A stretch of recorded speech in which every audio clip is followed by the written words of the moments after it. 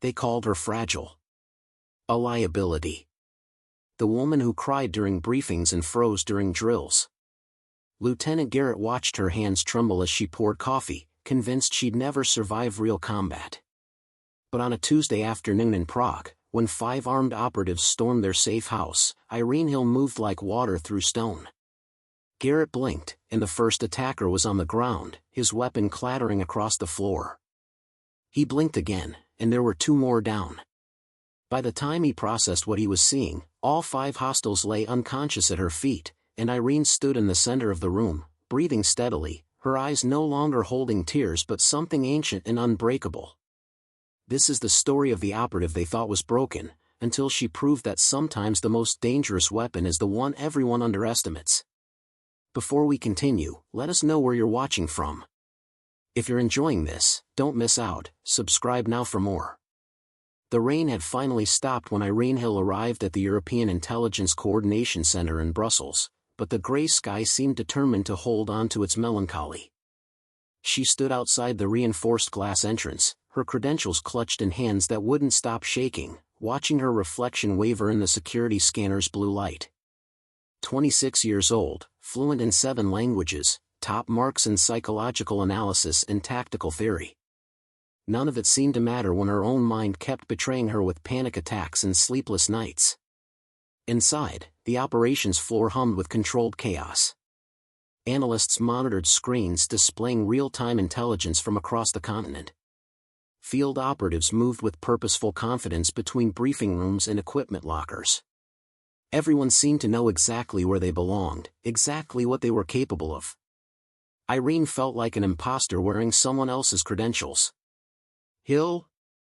A voice cut through her spiraling thoughts. She turned to find Lieutenant Garrett standing behind her, his file folder already open, his expression already forming judgments. He was 42, decorated, scarred from operations she could only imagine. His reputation preceded him, brilliant tactician, zero tolerance for weakness, and an almost supernatural ability to assess people within seconds of meeting them. Yes, sir, Irene replied, hating how small her voice sounded in the cavernous space. Garrett studied her for a long moment, his eyes moving from her trembling hands to her too pale face to the way she stood slightly hunched, as if trying to take up less space in the world. She watched his assessment play out in real time, saw the moment he categorized her as exactly what everyone else always did, intelligent but fragile, useful for desk work but unsuitable for anything requiring real courage. You're assigned to analytical support, he said, closing her folder with a definitive snap. Linguistics and cultural assessment. Your workspace is on the 3rd floor. Report to Supervisor Avery. Sir, I was told there might be opportunities for field. Field operations require stability under pressure, Garrett interrupted, not unkindly but with the firmness of someone stating an immutable fact. You'll be more valuable to us here, where your language skills can be properly utilized. Irene nodded, swallowing the protest that rose in her throat. She'd heard variations of this conversation her entire career. Too sensitive. Too emotional. Too likely to crack under real pressure. It didn't matter that she'd spent the last 3 years quietly preparing for exactly the kind of high-stress situations that field work demanded. Nobody ever looked past the surface, past the anxiety that painted itself so visibly across her features. The 3rd floor was quieter than the operations level, filled with translators and analysts who worked behind screens rather than in the field. Her assigned cubicle was small but functional, overlooking a courtyard where she could see field operatives running tactical drills. She watched them move through combat scenarios with practiced precision, their bodies confident and powerful, so different from her own frame that seemed to fold in on itself whenever stress mounted. Don't take it personally, a voice said from the adjacent cubicle. Irene turned to find a woman in her 50s with kind eyes and graying hair pulled back in a practical bun. I'm Avery. Garrett does that to everyone who doesn't fit his mental image of what an operative should look like. Does what? Irene asked, though she already knew. Makes assumptions based on presentation rather than capability. He's brilliant at tactics, but he thinks courage looks a certain way. Loud. Aggressive. Fearless. Avery smiled softly. He doesn't understand that the quietest people are often fighting the hardest battles. Irene felt something tight in her chest loosen slightly. I just want a chance to prove myself. Then prove yourself here first, Avery advised. Do the work so well that they can't ignore you. Build credibility before you push for field assignments. It was sound advice, and Irene took it. For the next 4 months, she threw herself into analytical work with an intensity that surprised her colleagues. She translated intercepted communications in languages so obscure that most people didn't know they existed. She identified cultural patterns in terrorist networks that led to 3 successful interventions. She worked late into the night, building a reputation for reliability and insight. But every evening, after her official duties ended, Irene walked to a small training facility 15 minutes from her apartment. It was a place few people knew about, run by an elderly Czech woman named Helena who had once been part of the Soviet Special Forces. Helena didn't ask questions about why a translator needed to learn advanced hand-to-hand combat techniques. She simply taught, her methods brutal and effective, drawn from decades of real combat experience. Your size is an advantage, not a weakness, Helena would say as they trained in the dimly lit basement studio. Large opponents expect resistance. They expect you to meet force with force. Instead, you redirect. You flow. You make their strength become the mechanism of their defeat. Irene absorbed everything. Pressure points. Joint manipulation. Ways to use momentum against opponents twice her size. The training was exhausting and often painful, but it was also the only time she felt truly in control. Here, in this hidden space, she wasn't the fragile analyst who cried during stressful briefings. She was something else entirely, something she kept carefully concealed beneath her anxious exterior. During work hours, she remained the person everyone expected her to be. She had panic attacks in bathroom stalls. She stammered during presentations when too many people watched her. She took extra medication to manage the anxiety that painted dark circles under her eyes. None of it was fake, these struggles were real, but they weren't the complete picture. They were just the part everyone could see, the part that made them comfortable dismissing her as someone who would never be field ready. The turning point came during a routine briefing about Eastern European smuggling networks. Irene had spent weeks analyzing communication patterns and had identified what she believed was a critical gap in their intelligence about a Prague-based operation. She prepared a presentation, practiced it dozens of times, but when she stood in front of the senior operatives, her mind went blank. The data suggests. Her hands shook as she gripped the laser pointer. The room full of confident, capable people stared at her, and she felt herself shrinking under their collective gaze. I'm sorry, I need a moment. She fled the briefing room, her face burning with humiliation, and found herself in the women's restroom, struggling to breathe through a panic attack that felt like drowning on dry land. When she finally emerged 20 minutes later, she found Garrett waiting in the hallway. Hill, he said, his voice carrying disappointment rather than anger. This is exactly why field work isn't suitable for you. If you can't handle a briefing room, how would you handle actual danger? Irene wanted to explain that panic attacks and actual danger triggered different responses in her brain, that the social anxiety that paralyzed her in presentations had nothing to do with her ability to respond in physical crises. But the words wouldn't come, and Garrett walked away, leaving her standing alone in the corridor, convinced that she would never be seen as anything more than the broken analyst who couldn't finish a presentation. What Garrett didn't know, what nobody knew, was that Irene had just identified the exact location of a safe house where a high-value target would be meeting with weapons dealers in 3 days. The intelligence was solid, buried in communication patterns that only her unique combination of linguistic skill and cultural analysis could have uncovered. She'd been trying to present this information when her anxiety overwhelmed her. That night, after everyone else had gone home, Irene completed her analysis and submitted it through official channels. She also sent a copy directly to Garrett with a note, "The Prague location is confirmed. 3 days. I believe this intelligence is actionable." She didn't expect a response. She certainly didn't expect to be included in the operation that would follow. But she'd done what she could, and as she left the building and headed to Helena's studio for another night of training, she felt a strange sense of peace. She was preparing for something, even if she didn't know exactly what that something would be. The next morning, Irene arrived at her cubicle to find an unexpected message waiting. Hill, report to Tactical Briefing Room C at 0900. Garrett. She read it 3 times, certain there must be some mistake. Analysts didn't get called to tactical briefings unless something had gone very wrong or very right. The briefing room was full when she arrived, packed with field operatives she recognized from the cafeteria and training yard.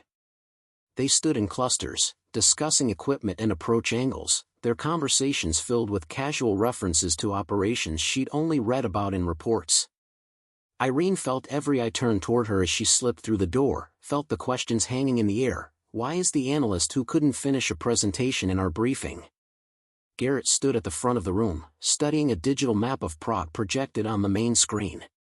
He looked up when Irene entered, and something flickered across his face, recognition, perhaps, or reassessment. Hill, he said, gesturing for her to come forward. Your intelligence about the Prague operation has been confirmed by 3 independent sources. We're moving on it tomorrow. I need you to walk the team through the cultural context and communication patterns you identified. Irene's mouth went dry. She clutched her tablet, feeling the familiar tremor starting in her hands, and forced herself to breathe through the rising panic. 20 people were watching her, waiting for her to either prove her value or confirm their assumptions about her fragility. The target is Dmitry Volkov, she began, her voice steadier than she expected.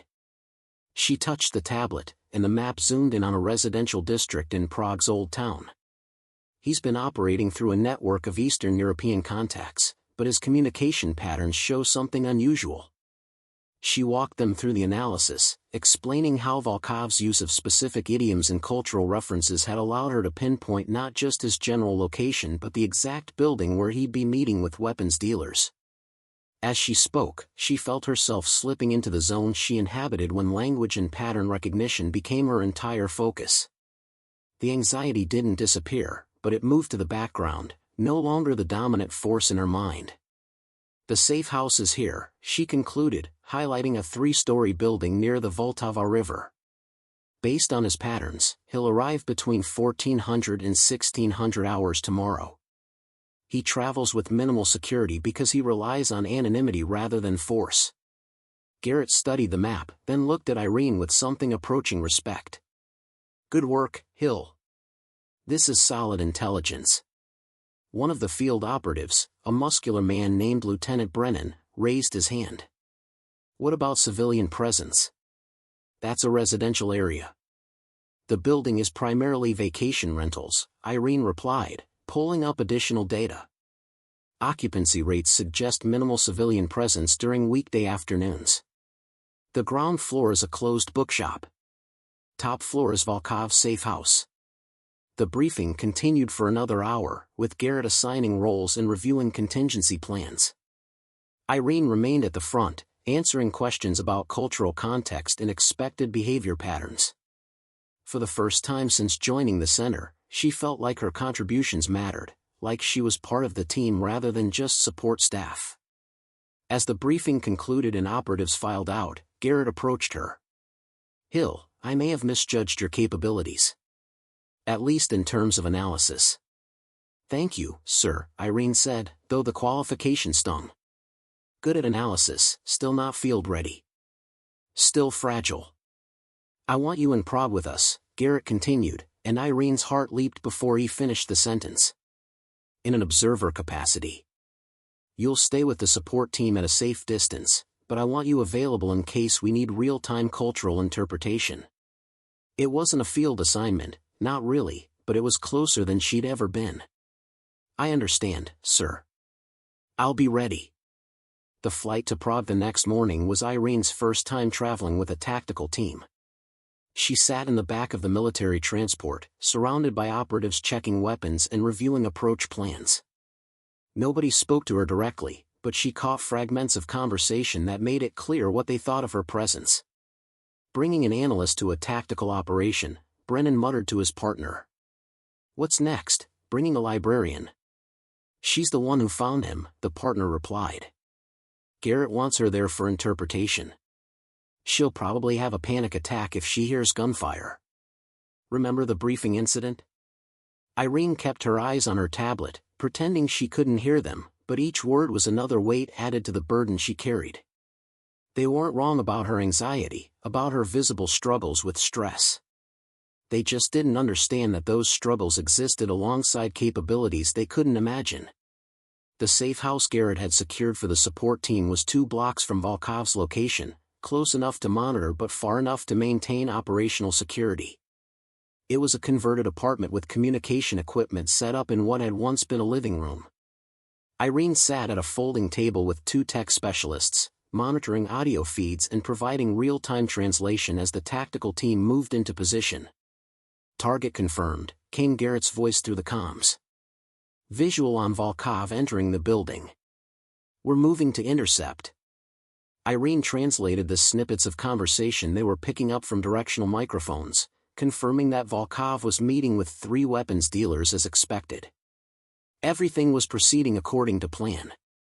The tactical team would wait until the meeting concluded, then apprehend Volkov as he exited the building, minimizing risk to any potential civilians inside. She was monitoring the audio feed, her fingers translating rapid-fire Russian into English notes, when she heard something that made her blood freeze. A 5th voice, speaking in accented Czech, discussing not weapons but intelligence about the operation itself. Someone in the building was talking about the tactical team's positions. Sir, she said urgently into the comms. I'm picking up counter-surveillance communication. Someone in that building knows you're there. Confirm, Garrett's voice came back, suddenly tense. Confirmed. 5th voice, speaking Czech, referencing your approach vectors. Sir, I think. The explosion cut her off. Even 2 blocks away, they felt the concussion, saw the flash of light that briefly turned the afternoon sky orange. The audio feeds went dead, filled with static and screaming. All units, report. Garrett's voice shouted through the chaos. Team 1, report. Silence. Then broken fragments, under fire. Multiple hostiles. Need backup. Irene was on her feet before she consciously decided to move, heading for the door. One of the tech specialists grabbed her arm. Where do you think you're going? We need to stay here. They're trapped, Irene said, her voice eerily calm despite the adrenaline flooding her system. That wasn't an exit strategy explosion. That was containment. Volkov knew we were coming, and he just sealed the tactical team inside. She pulled free and ran for the stairs, ignoring the shouts behind her. Her mind was crystal clear, the anxiety that usually paralyzed her completely absent, replaced by a cold certainty about what needed to happen next. The tactical team was compromised. Backup wouldn't arrive for at least 15 minutes. And somewhere in that building, her colleagues were fighting for their lives against an enemy that had been waiting for them. As Irene ran through the Prague streets, her training bag bouncing against her hip, she thought about Helena's words from their last session. The moment you stop thinking and start moving, that's when you become truly dangerous. Trust your training. Trust your body. Let your mind be quiet. Her mind was quiet now. Quieter than it had been in years. And she was about to show everyone exactly what the broken analyst was capable of when the world stopped watching and started burning. We've invested considerable effort in bringing you this story. If you find it engaging, please consider subscribing to our channel. Your support is greatly appreciated. Now, let's return to the narrative. The street outside Volkov's building was chaos. Smoke poured from shattered second-floor windows while civilian bystanders scattered in every direction, their screams mixing with the wail of approaching sirens. Irene pressed herself against the wall of an adjacent building, assessing the situation with the cold clarity that had replaced her usual anxiety. Through the smoke, she could see the building's main entrance, now blocked by debris from the explosion. The tactical team had entered through that door, which meant they were trapped inside with multiple hostiles and no clear exit. Standard protocol would be to wait for backup and establish a perimeter, but standard protocol assumed the team inside had 15 minutes to survive. Based on the sporadic gunfire she could hear, they might not have 15 seconds. Irene circled to the building's rear, where a service entrance led to the ground floor bookshop. The door was locked, but the explosion had weakened the frame enough that a solid kick near the handle broke it open. She slipped inside, her senses heightened, every lesson from Helena's training room flooding back into muscle memory. The bookshop was abandoned, its shelves knocked askew by the blast. Irene moved through it silently, her breathing controlled, her footsteps careful to avoid the scattered books and broken glass. She could hear voices above her, speaking Russian and Czech, coordinating their positions. At least 6 hostiles, maybe more, all focused on the second floor where the tactical team was pinned down. The stairwell to the upper floors was narrow and dark, illuminated only by emergency lighting that flickered intermittently. Irene climbed slowly, testing each step before committing her weight, her back pressed against the wall. At the second floor landing, she paused, listening to the situation unfold just beyond the door. "They're contained in the main room," a voice said in Russian. "Volkov wants them alive for questioning. Move in carefully." Irene recognized an opportunity. The hostiles were so focused on the trapped tactical team that they weren't watching their own backs. She eased the stairwell door open just enough to see into the hallway. 3 men with automatic weapons were advancing toward a door at the end of the corridor, where she could hear Garrett shouting orders to his team. Helena's voice echoed in her mind, "Small size means you move in spaces they don't expect.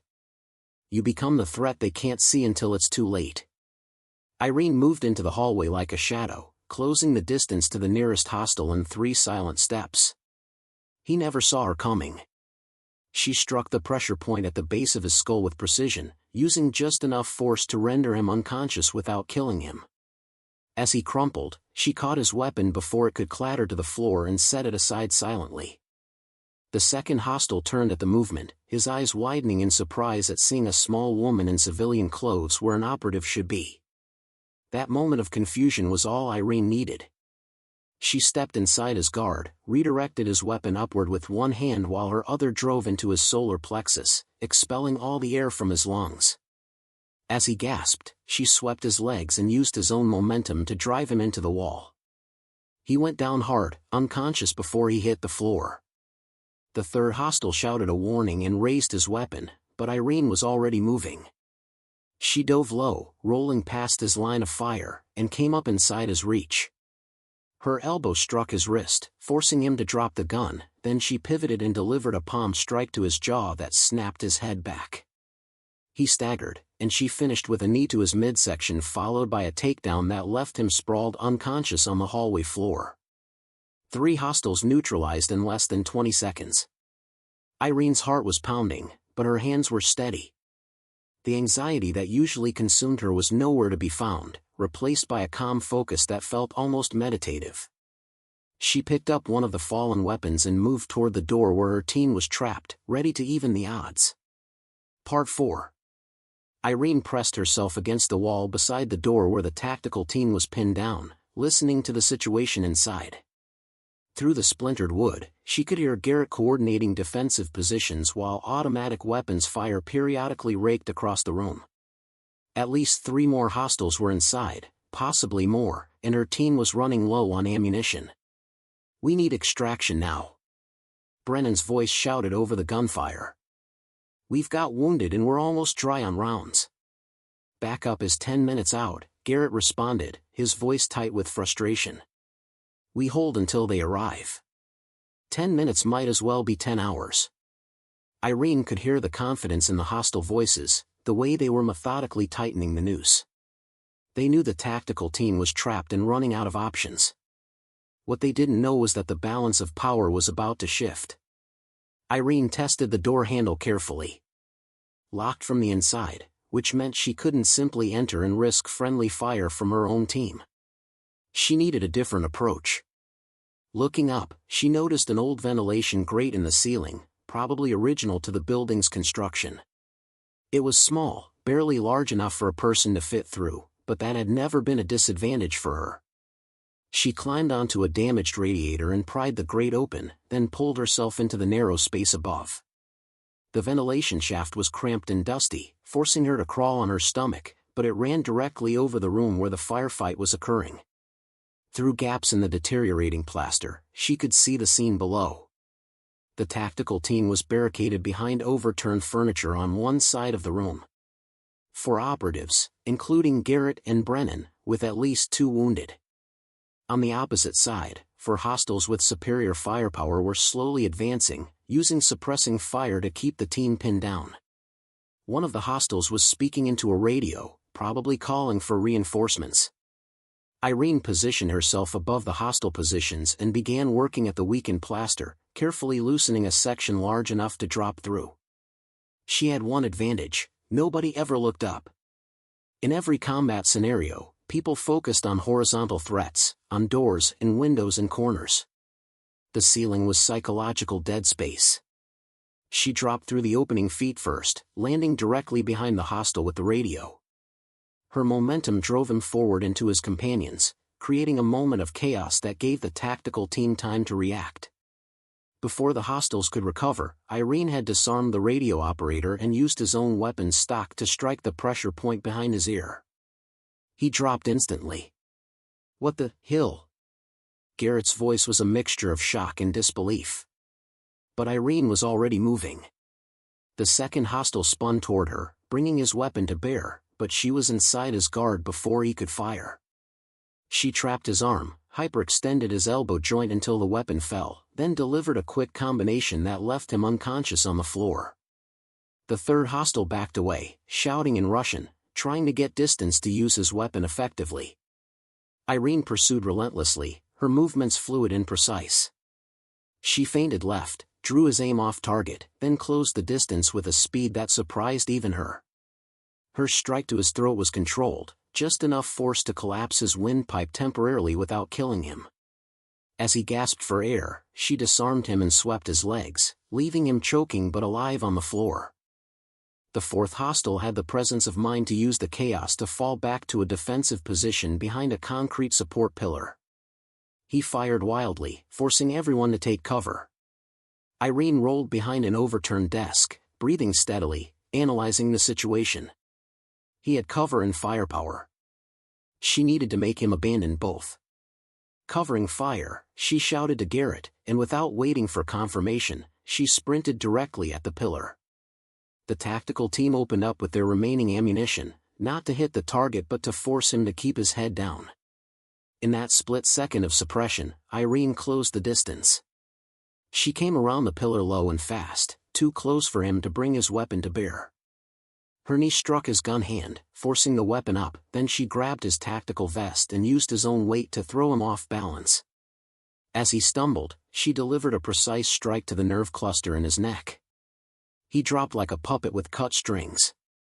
Silence fell over the room, broken only by heavy breathing and the distant sound of sirens. Irene stood among the 5 unconscious hostiles, her chest heaving, her hands finally starting to tremble now that the immediate danger had passed. The tactical team stared at her from behind their barricade, their faces showing variations of the same expression, complete and utter disbelief. Garrett was the first to speak, his voice barely above a whisper. "Hill, what the hell just happened?" The silence stretched for 3 heartbeats before Brennan broke it.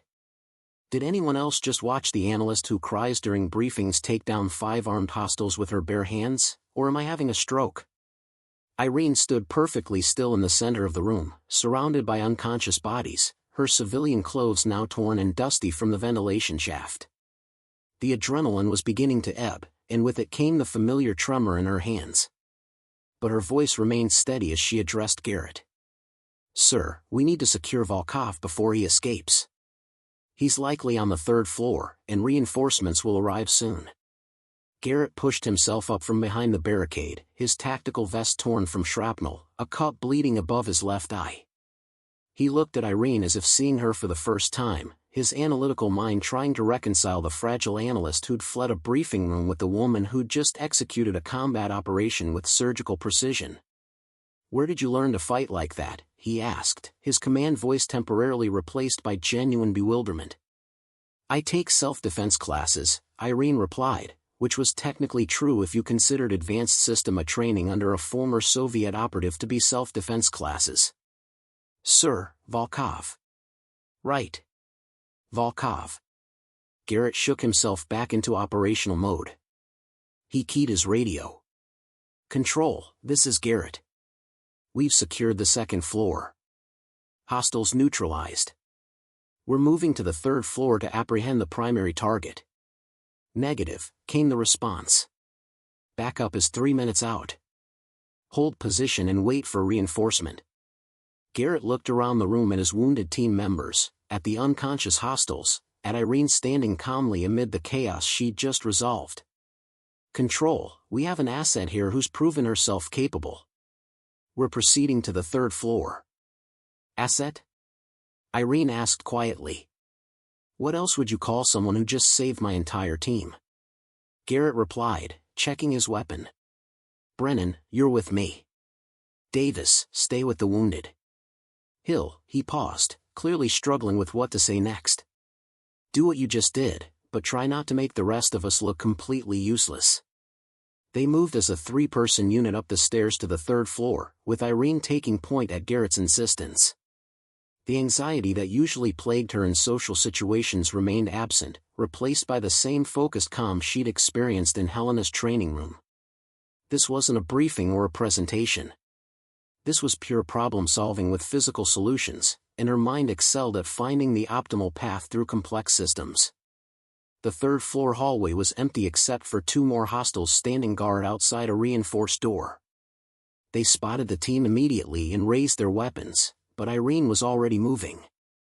She covered the distance in seconds, her small frame making her a difficult target as she wove through the narrow hallway.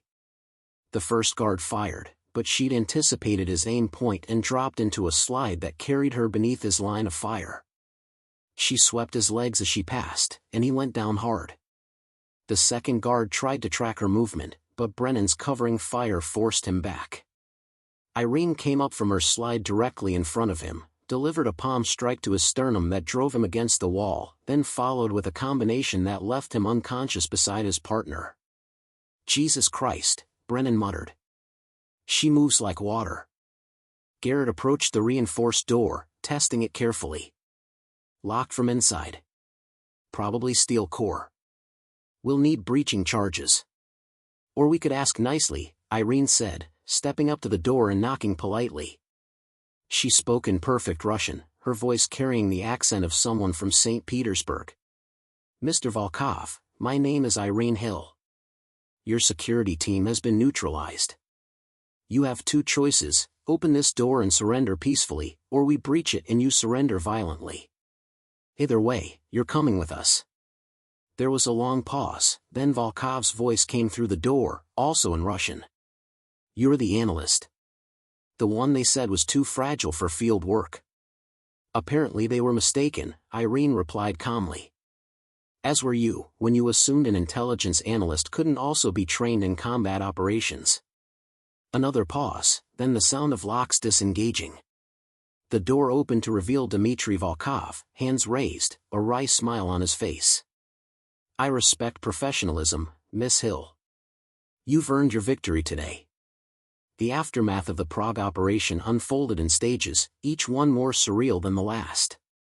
First came the arrival of backup teams, who found Garrett's unit securing a high-value target while surrounded by unconscious hostiles and one entirely too calm analyst.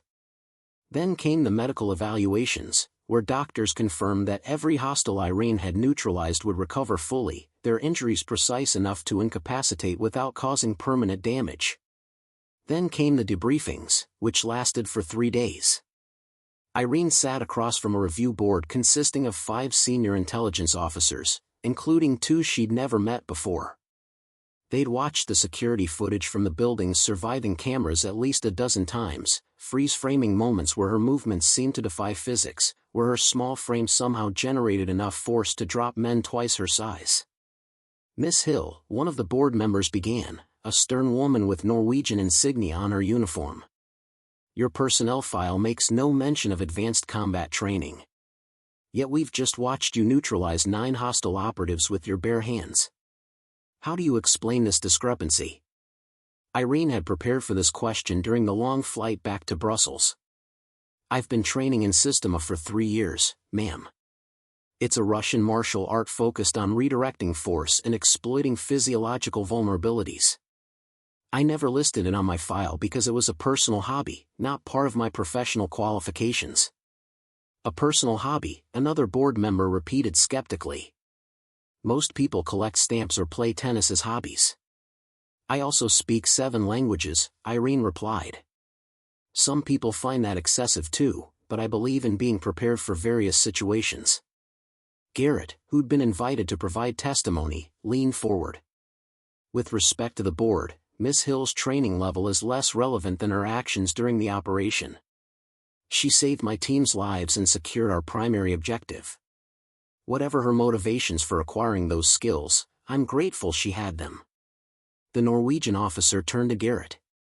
Lieutenant, you initially assessed Miss Hill as unsuitable for field operations. What changed? Garrett was quiet for a moment, and Irene watched him struggle with the answer.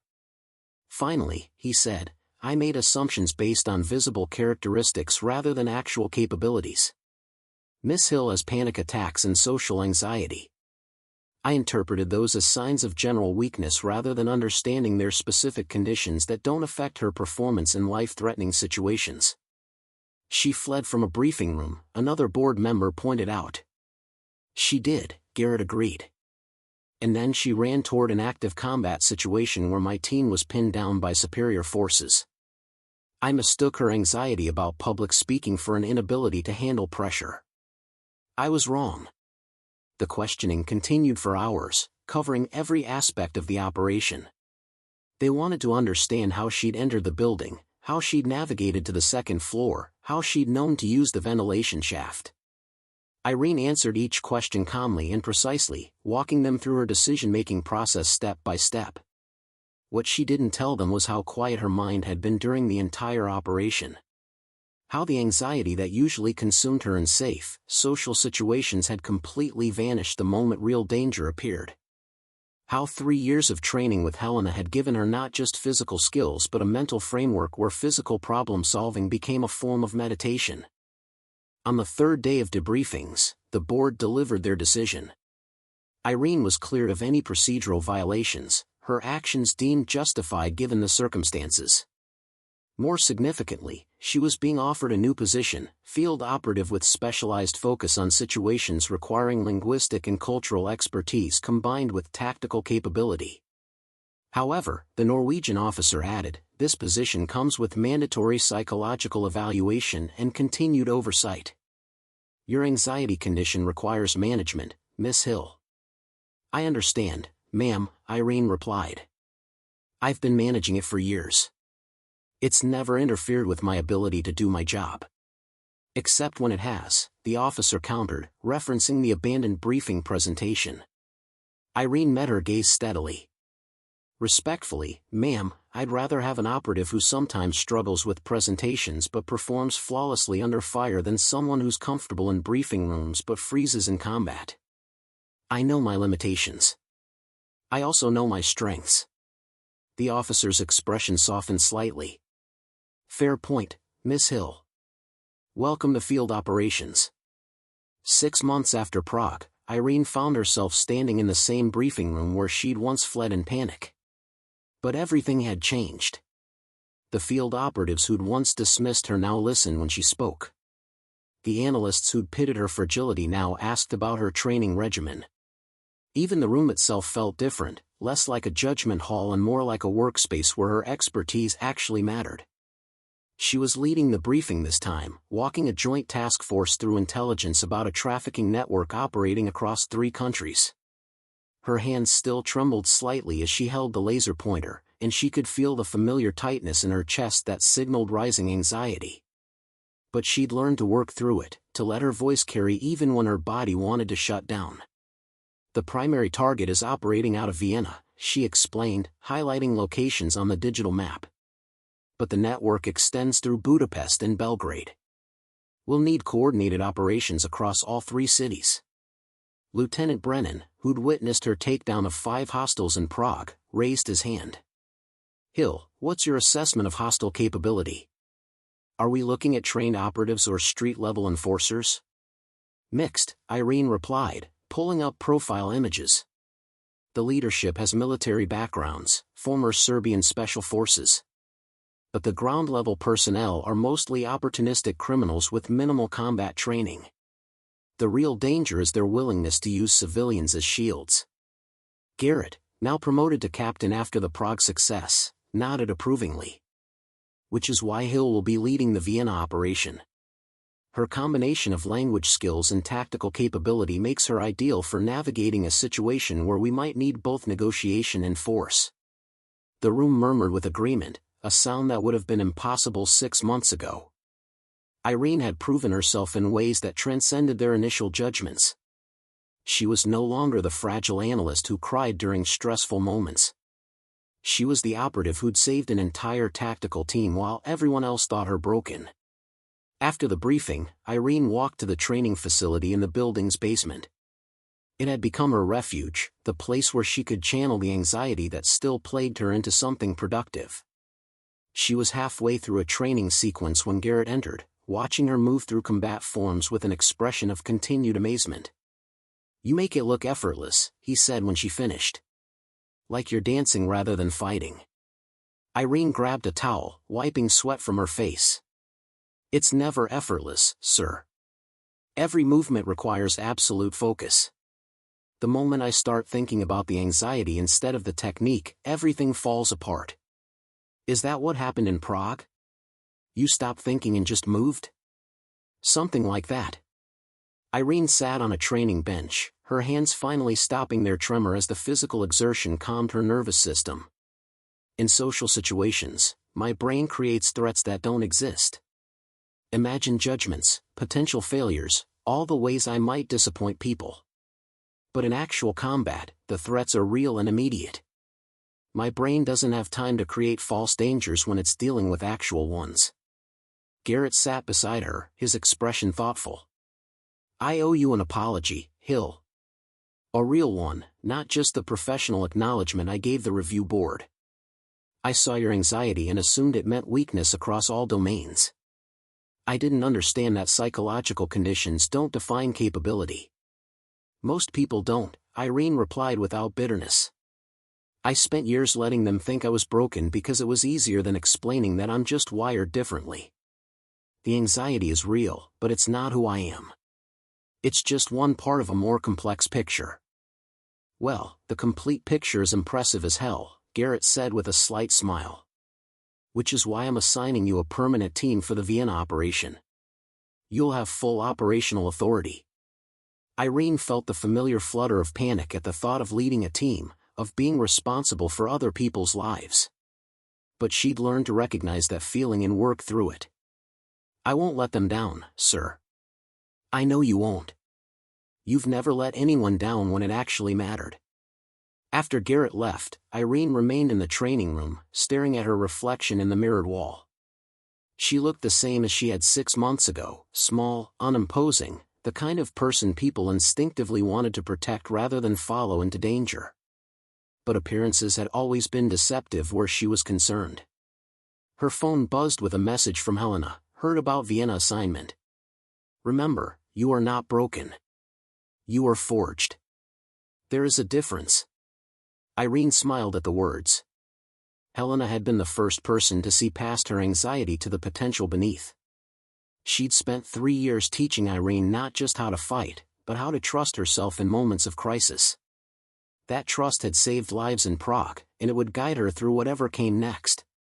She returned to her apartment that evening and stood before the small altar she'd created, photographs of the Prague operation, commendations from the review board, and a handwritten note from Garrett that simply said, "Thank you for proving me wrong." These weren't trophies celebrating violence. They were reminders that her perceived brokenness had never been real, just a story others told about her until she showed them a different narrative. The Vienna operation launched on a cold November morning that reminded Irene of Brussels. She stood in the Safe House Command Center, studying surveillance feeds of the target location while her newly assigned team prepared equipment around her. They were good operatives, handpicked by Garrett, but she could sense their uncertainty. Leading analysts into the field was one thing. Following one into potential combat was something else entirely. "Listen up," Irene said, gathering the team around the main display. "I know some of you have concerns about my leadership. I still have panic attacks. I still struggle with social anxiety. But I need you to understand something: those conditions don't define my operational capability. In Prague, I neutralized 9 hostiles because my training kicked in when it mattered. Today, I need you to trust that same training." Agent Reeves, a veteran operative with 15 years of field experience, spoke up. "Hill, nobody doubts what you did in Prague. But that was reactive, responding to immediate danger. Today we're planning a complex operation with multiple variables. How do we know you won't freeze when you need to make command decisions?" It was a fair question, one Irene had asked herself repeatedly during the planning phase. "You don't know," she admitted. "Just like I don't know if you'll perform under pressure until we're actually in the situation. But here's what I do know: I've spent 6 months preparing for this role. I've studied leadership dynamics, crisis decision-making, and operational psychology. I've run simulations and trained with teams across the organization. And most importantly, I've learned to recognize the difference between anxiety and actual inability." She pulled up a schematic of the target building. "The trafficking operation runs through this warehouse complex. Intelligence suggests 12 to 15 hostiles, with civilian workers who may not know they're part of a criminal operation. Our goal is surgical: extract the victims, apprehend the leadership, minimize casualties on all sides." The team leaned in, their skepticism gradually replaced by professional focus as Irene walked them through the approach vectors, contingency plans, and communication protocols. She'd learned from watching Garrett lead briefings how to project confidence even when uncertainty gnawed at her insides. "Teams 1 and 2 enter through the north and south entrances simultaneously," she continued. "Team 3, that's Reeves and myself, goes through the maintenance access here. We'll have the shortest route to where the victims are being held, but also the highest likelihood of encountering hostile leadership." "You're taking the most dangerous route yourself," Reeves observed. "That's either brave or stupid." "It's necessary," Irene replied. "The trafficking victims speak Romanian and Serbian dialects. I'm the only one fluent in both. If we encounter them in crisis, they need to hear someone who can communicate clearly in their own language." The operation commenced at 1,400 hours, with all 3 teams moving into position around the warehouse complex. Irene crouched beside Reeves near the maintenance entrance, her heartbeat steady despite the gravity of what they were about to attempt. She'd taken her anxiety medication earlier but kept the dose low enough that her reflexes remained sharp. "You ready for this?" Reeves asked, checking his weapon one final time. "Never," Irene admitted. "But I'm going anyway." They entered through the maintenance access, moving through a corridor that smelled of machine oil and decay. The building's interior was a maze of storage areas and makeshift offices, exactly as the intelligence had described. Through walls, they could hear voices speaking in Serbian, discussing shipment schedules and payment logistics. Irene signaled for Reeves to hold position while she moved forward to assess the next room. Through a partially open door, she could see 3 armed guards watching over a group of terrified women huddled in the corner. The victims appeared unharmed but traumatized, their eyes empty with the resignation of people who'd given up hope. 3 hostiles, visual on victims, Irene whispered into her comm requesting permission to engage. "Negative," came Garrett's voice from the command center. "Wait for teams 1 and 2 to establish positions." "We go and coordinated." But as Irene watched, one of the guards grabbed a young woman by the arm, pulling her roughly toward a back exit. The woman screamed in Romanian, begging him to stop, and Irene felt something cold settle in her chest. Coordination was important, but some situations demanded immediate action. "Can't wait," Irene said, already moving through the door. "They're moving a victim now." She crossed the room in seconds, her approach silent until the last possible moment. The first guard never saw her coming. She struck the nerve cluster in his neck, guided his unconscious body to the floor, and had his weapon secured before his companions even registered her presence. The second guard spun toward her, reaching for his sidearm, but Irene closed the distance before he could draw. She trapped his gun hand, used his own momentum to throw him off balance, then delivered a precise strike that left him sprawled unconscious beside his partner. The third guard, the one holding the victim, released the woman and raised his hands immediately. He'd watched Irene neutralize two armed men in less than 5 seconds and apparently decided surrender was preferable to unconsciousness. Smart choice, Irene said in Serbian, keeping her weapon trained on him while Reeves entered to secure the room. The warehouse erupted into chaos as teams 1 and 2 breached their entry points simultaneously with Irene's early engagement. Gunfire echoed through the building's maze of corridors while operatives shouted positions and warnings. Irene remained focused on the immediate situation: 12 terrified trafficking victims, 1 conscious hostile, and a clear route to the extraction point. "You speak our language," one of the women said in Romanian, her voice barely above a whisper. She was perhaps 19, with bruises on her arms and terror in her eyes. "I do," Irene replied, switching to fluent Romanian. "My name is Irene. I'm here to take you home. But I need you all to stay calm and follow my instructions exactly. Can you do that?" The women nodded, clinging to each other as Reeves secured the surrendered guard with zip ties. Through the walls, the sounds of the operation intensified. Irene's comm crackled with updates. Teams 1 and 2 had encountered heavier resistance than anticipated, with at least 20 hostiles instead of the projected 15. "Hill, what's your status?" Garrett's voice cut through the radio chatter. 12 victims secured, 1 hostile in custody, preparing for extraction via Route Charlie, Irene responded, guiding the women toward the maintenance corridor. "Negative on Route Charlie. Teams 1 and 2 have hostiles flooding that corridor. You're cut off." Irene assessed the situation quickly, her mind running through the building's layout she'd memorized during preparation. Route Charlie was compromised, Route Delta would take them directly through the active firefight, and Route Echo required climbing to the second floor through an area that might not support 15 people's weight. "We're taking Route Echo," she decided. "It's our only option." "Hill, that route isn't structurally sound," Garrett protested. "Building inspections show significant deterioration in that section." "Then we'll move carefully," Irene replied, already guiding the victims toward the stairwell. "Reeves, take point. I'll bring up the rear." They moved through the building as a tight unit, with Reeves clearing each corridor before the group advanced. The women stayed close together, drawing strength from each other's presence. Irene kept her weapon ready but hoped she wouldn't need it. The goal was extraction, not additional confrontation. The stairwell to the second floor was exactly as the inspection reports had described: crumbling concrete, rusted railings, and a floor that sagged ominously under weight. Irene tested the first step carefully, then looked back at the frightened women. "We go one at a time," she explained in Romanian. "Stay close to the wall where the structure is strongest. Move quickly but don't run. Understand?" They began ascending, each woman crossing the damaged floor with held breath and white knuckles gripping the railing. Irene counted them through: 1, 2, 3, 4.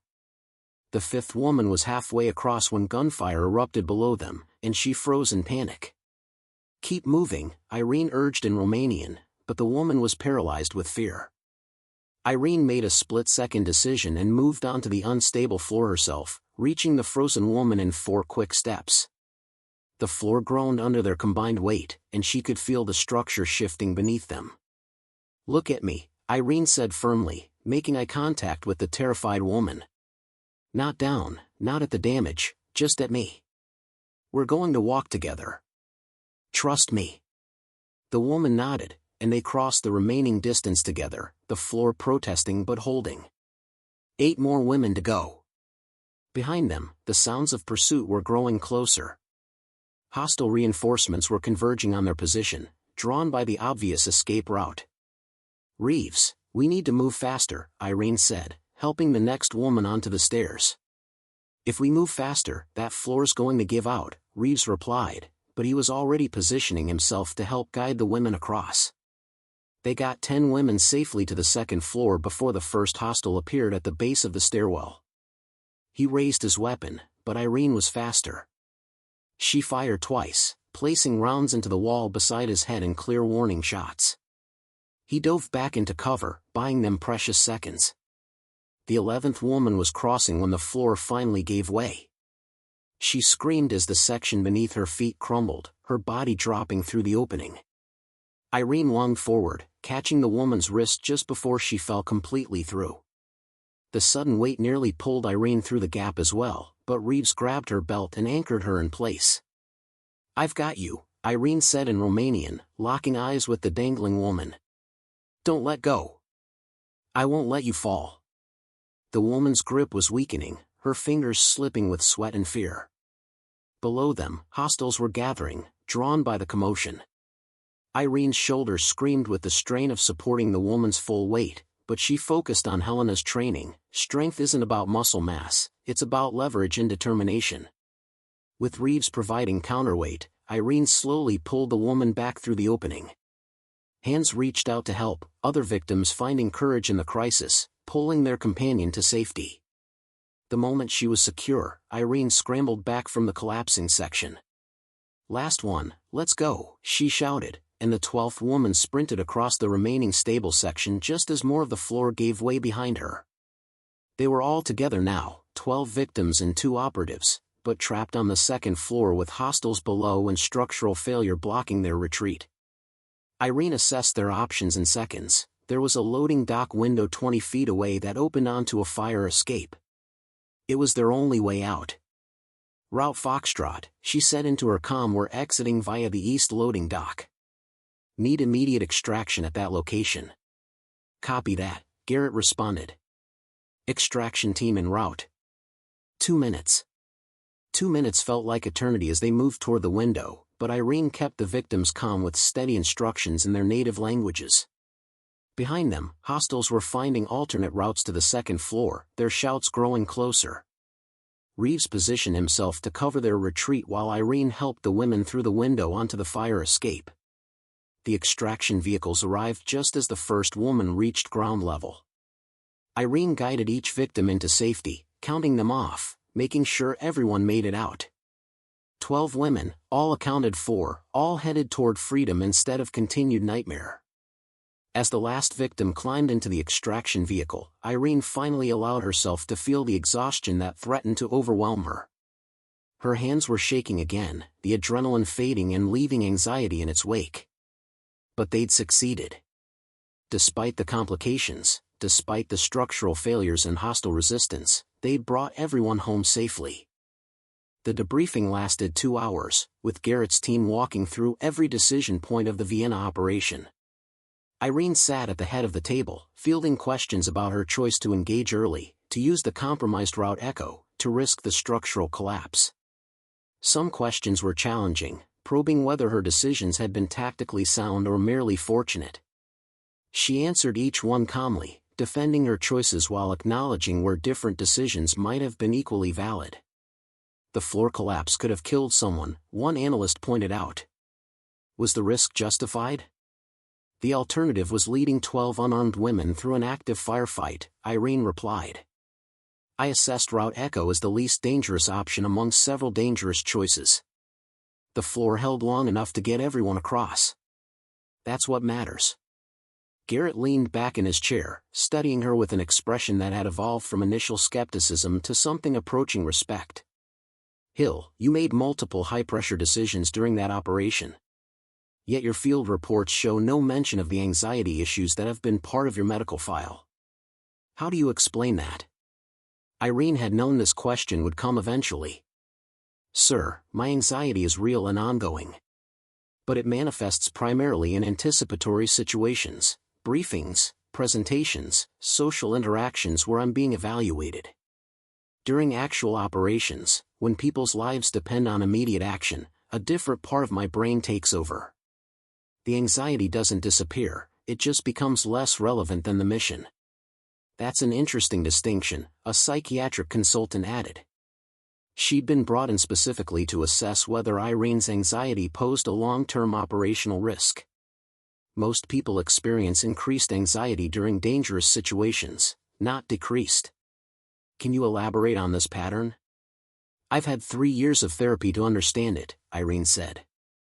My anxiety is rooted in social evaluation and potential judgment. When I'm in a combat situation, there's no ambiguity about what needs to happen. The threats are clear, the responses are trained, and there's no time for my brain to create imaginary catastrophes because I'm dealing with real ones. The consultant made notes, then looked up with a slight smile. That's actually a fairly sophisticated understanding of your own psychology. Have you considered that this self-awareness is itself a tactical advantage? How do you mean? Most operatives don't fully understand their own psychological triggers. They assume courage means absence of fear rather than effective management of it. You've spent years learning to work with your anxiety rather than against it. That makes you more reliable, not less. The debriefing concluded with unanimous agreement that the Vienna operation had been successful despite its complications. All 12 victims had been safely extracted and were receiving care at a secure facility. The trafficking network's leadership had been apprehended, and the organization dismantled. Irene's early engagement had ultimately prevented the hostiles from executing a planned evacuation that would have resulted in losing both the victims and the targets. After the meeting, Irene walked through the Brussels evening toward Helena's training studio. It had been weeks since her last visit, operational preparation having consumed her time, but she needed the grounding that only physical training could provide. She found Helena in the basement studio, working through forms with the same fluid precision she demonstrated at 70 as she must have at 30. The Vienna operation succeeded, Irene said by way of greeting. Helena completed her form before turning. I heard. 12 lives saved, enemies defeated, another impossible task completed. Yet you look troubled. I'm not sure I deserve the credit everyone's giving me, Irene admitted, sitting on the training mat. In Prague, I was reacting to immediate danger. In Vienna, I was following plans others helped create. Maybe I've just been lucky. Helena sat beside her, silent for a long moment. Then she spoke with the weight of someone who'd fought real battles and real wars. Luck is what people call preparation meeting opportunity. You spent 3 years preparing for moments most people pray never come. When those moments arrived, you were ready. That's not luck, Irene.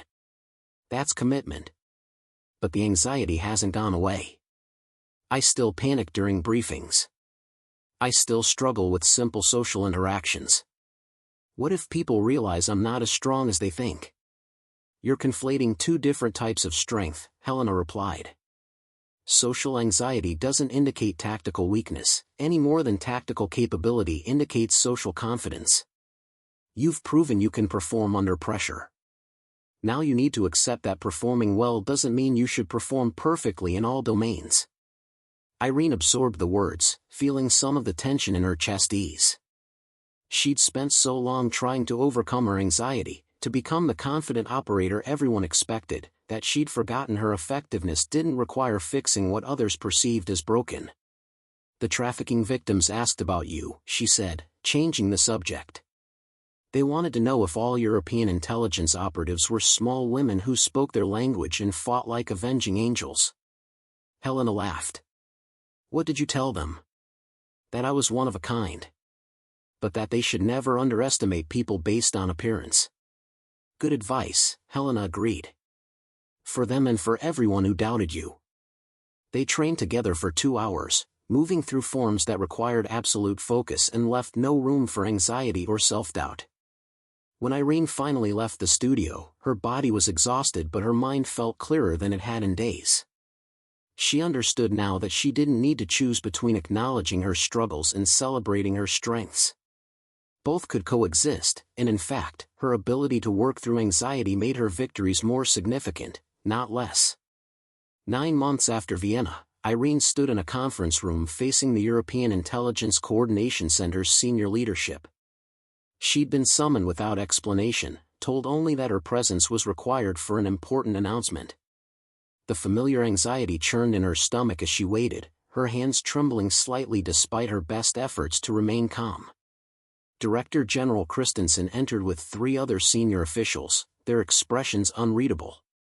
Irene's mind immediately began catastrophizing. Maybe they'd reconsidered her field status, maybe the psychiatric evaluation had raised concerns, maybe her anxiety had finally been deemed too much of a liability. Specialist Hill, Christensen began, and Irene braced herself for disappointment. Over the past 9 months, you've participated in 7 operations across 4 countries. You've successfully extracted 43 victims from trafficking situations, apprehended 12 high-value targets, and by all accounts, revolutionized how we think about operative capability and psychological diversity. Irene blinked, uncertain where this was leading. "Thank you, sir." "We're aware," Christensen replied. "In fact, that's part of why you're being selected for this role. You've demonstrated that psychological conditions don't preclude operational excellence. More importantly, you've shown that self-awareness about your limitations makes you more effective, not less. We need leaders who understand that strength comes in many forms." One of the other officials, Colonel Petrov from Tactical Operations, stepped forward. "Hill, I'll be honest. When I first saw the Prague footage, I thought it was an anomaly. One successful operation under specific circumstances. But you've proven consistency across multiple scenarios and threat environments. You've also changed how we evaluate operatives. We're now looking at skills and preparation rather than just physical presence or social confidence. Your unit will have 4 permanent members initially," Christensen continued. "You'll select them yourself based on capability rather than conventional profiles. We're trusting you to build a team that reflects the same kind of unconventional excellence you've demonstrated." After the meeting, Irene walked through the Brussels streets in a daze. Senior field operative. Leading her own unit. Selecting her own team. It was everything she'd quietly hoped for but never believed possible during those early days when everyone saw her as too fragile for anything beyond desk work. She found herself outside Helena's studio, though she hadn't consciously decided to go there. The elderly instructor was waiting, as if she'd somehow known Irene would appear. "You heard," Irene said, not quite a question. "I heard. And I'm not surprised." Helena gestured for Irene to enter the studio. "You were never broken, Irene. You were always exactly what you needed to be. The world just needed time to catch up to that understanding." They sat together in the quiet studio, surrounded by training equipment and memories of 3 years' worth of preparation. "I keep thinking about that first day I came here," Irene said. "I was so convinced that my anxiety made me weak. That I needed to fix myself before I could be useful. And now? Now I understand that I was never the problem. The problem was a system that only valued one type of strength, one type of courage. I didn't need fixing. The system needed expanding." Helena smiled with the satisfaction of a teacher watching a student surpass their original potential. "That's the real victory, Irene. Not just proving you could do the job, but proving the job could be done differently. You've opened doors for people who don't fit conventional molds. That impact extends far beyond the operations you've completed." Over the following weeks, Irene assembled her team with deliberate care. She selected a linguistics expert who stuttered under pressure but could decode encrypted communications in 16 languages. A combat specialist with PTSD who'd been relegated to training roles but possessed tactical brilliance when given proper support. An analyst with autism who struggled with social cues but could identify patterns no one else saw. A former athlete with chronic pain who'd developed adaptive techniques that made her devastatingly effective in close-quarters combat. Each team member had been dismissed or underestimated by conventional evaluation processes. Each brought capabilities that traditional metrics failed to measure. Together, they represented a new understanding of what operational excellence could look like when diversity was treated as strength rather than accommodation. Their first briefing as a unit took place in the same room where Irene had once fled during a panic attack. She stood at the front, her hands trembling as always, but her voice steady as she outlined their first mission. Around the table, her team listened with the attention of people who understood what it meant to be underestimated and were determined to prove assumptions wrong. "We're not a conventional unit," Irene told them. "We're specialists in situations where conventional approaches fail. That means we'll face skepticism, doubt, and people waiting for us to prove we don't belong here. But we've all spent our careers exceeding expectations that were set too low. This is just the next step in that journey." The team nodded, united by shared experience of being judged inadequate and determined to demonstrate otherwise. As the briefing concluded and team members dispersed to prepare for their operation, Irene remained in the room, looking at the space that had once represented her greatest professional humiliation. Lieutenant Garrett appeared in the doorway, watching her with an expression that mixed pride and lingering amazement. "Thinking about that first briefing? Remembering how certain I was that I'd never get past being the analyst who broke down in meetings," Irene replied. "And now you're leading a specialized unit and changing operational doctrine." Garrett entered the room, standing beside her. "For what it's worth, Hill, you've taught me more about leadership and capability assessment than any training program ever did. I was wrong about you in ways that went deeper than just tactical evaluation. You were working with the information you had, sir." "I was working with assumptions I should have questioned," Garrett corrected. "That's the lesson you've taught this entire organization: question assumptions, look deeper, understand that strength manifests in ways we might not immediately recognize." 18 months after Prague, Irene stood on a training platform watching new recruits run through combat scenarios.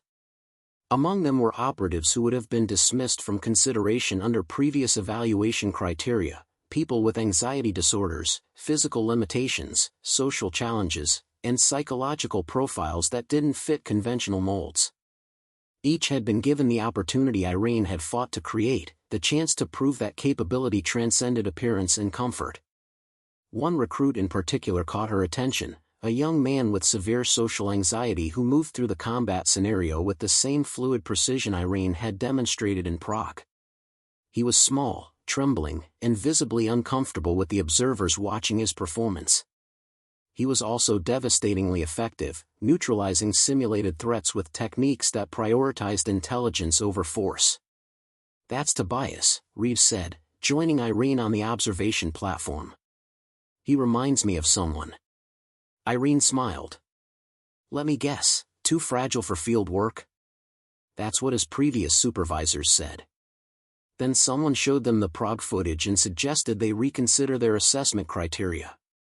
The training scenario concluded with Tobias successfully completing the objective while the more physically imposing recruits were still struggling with tactical decision-making. As the recruits filed out for debriefing, Tobias glanced up at the observation platform. Irene gave him a slight nod of recognition, one underestimated operative to another. Her comm device buzzed with an incoming message from headquarters: new operation requiring her team's specialized capabilities. A hostage situation in Stockholm where conventional rescue attempts had failed and cultural sensitivities required a different approach. It was exactly the type of mission her unit had been created to handle. As Irene headed to the briefing room, she passed the conference area where her own journey had begun with Garrett's initial dismissal. The space looked the same, but everything about how it was used had transformed. Now it regularly hosted discussions about expanding capability definitions, creating support systems for operatives with psychological conditions, and developing evaluation metrics that measured actual performance rather than perceived limitations. She found her team already assembled, reviewing preliminary intelligence about the Stockholm situation. They looked up as she entered, and she saw in their faces the same determination she'd carried through Prague and Vienna, the resolve of people who'd been told they weren't enough and had decided to prove otherwise. The hostage-takers are former military with extensive combat training, Irene began, pulling up tactical displays. But they're also desperate, frightened, and making decisions based on trauma rather than strategy. That's our advantage. We understand what it means to operate while managing internal struggles. We know fear doesn't equal inability. The briefing progressed with the smooth efficiency of a team that had learned to work with each other's strengths and accommodate each other's challenges. They planned for contingencies, identified approach vectors, and developed communication strategies that accounted for psychological factors most teams ignored. As they prepared for deployment, Garrett appeared at the briefing room door. Hill, quick word? They stepped into the hallway, and Garrett handed her a folder. Thought you should see this. It's the new training manual for operative evaluation. They're using your operations as case studies for teaching capability assessment. Irene flipped through the manual, seeing her own story laid out as educational material. The Prague operation, the Vienna extraction, the dozens of successful missions that followed. But more importantly, she saw analysis of how traditional evaluation methods had failed to identify her potential and recommendations for more comprehensive assessment approaches. They're calling it the Hill Protocol, Garrett said with a slight smile. A systematic approach to identifying capability in candidates who don't fit conventional profiles. I'm not sure I'm comfortable being named after a protocol, Irene replied, though she felt a quiet pride at the impact her journey had created. Too late. You changed how we think about strength and capability. That deserves recognition. The Stockholm operation launched 6 hours later, and Irene's team moved through it with the precision that came from understanding themselves and each other completely. They negotiated with the hostage-takers in their native language, acknowledged their trauma without condoning their actions, and ultimately resolved the situation without firing a single shot. All hostages were freed safely, all hostage-takers were taken into custody alive, and the operation was hailed as a textbook example of how psychological understanding could succeed where conventional force might have failed. In the aftermath, as Irene filed her mission report, she thought about the journey from dismissed analyst to respected team leader. It hadn't been about overcoming her anxiety or fixing what others perceived as broken. It had been about proving that capability existed in forms people hadn't learned to recognize, that strength manifested through preparation and determination rather than just physical presence. Her phone buzzed with a message from Helena, another impossible task completed. When will they learn that impossible is just a word people use before someone shows them otherwise? Irene smiled and typed her response, hopefully never. I like proving people wrong. She looked around the operations center, seeing operatives of all types working together, some confident and physically imposing, others quiet and anxious but equally capable. The diversity wasn't just representation, it was operational advantage. Different perspectives, different strengths, different approaches to problem solving that made the organization more effective than it had ever been when it only valued one type of operative. Lieutenant Garrett had been wrong when he first assessed her as too fragile for field work. But he'd also been right about one thing: she was exactly where she belonged. Just not in the limited role he'd initially imagined. She belonged in the field, leading operations, proving that the most dangerous operatives were often the ones everyone underestimated. As Irene prepared to leave for the evening, she passed by the training facility where new recruits were still running scenarios. She paused to watch them, seeing future operatives who would carry forward the understanding that strength came in many forms. Some would be physically imposing. Others would be small and anxious and deemed too fragile by people who hadn't learned to look deeper. And all of them would be capable of extraordinary things, because someone had finally created space for excellence to manifest in ways that didn't conform to outdated expectations. That was Irene Hill's real legacy, not just the lives she'd saved or the operations she'd completed, but the fundamental shift in understanding that capability transcended appearance and comfort. She smiled and walked out into the Brussels evening, ready for whatever impossible task would come next. After all, proving conventional wisdom wrong had become her specialty. Up next, you've got 2 more standout stories right on your screen. If this one hit the mark, you won't want to pass these up. Just click and check them out. And don't forget to subscribe and turn on the notification bell so you don't miss any upload from us.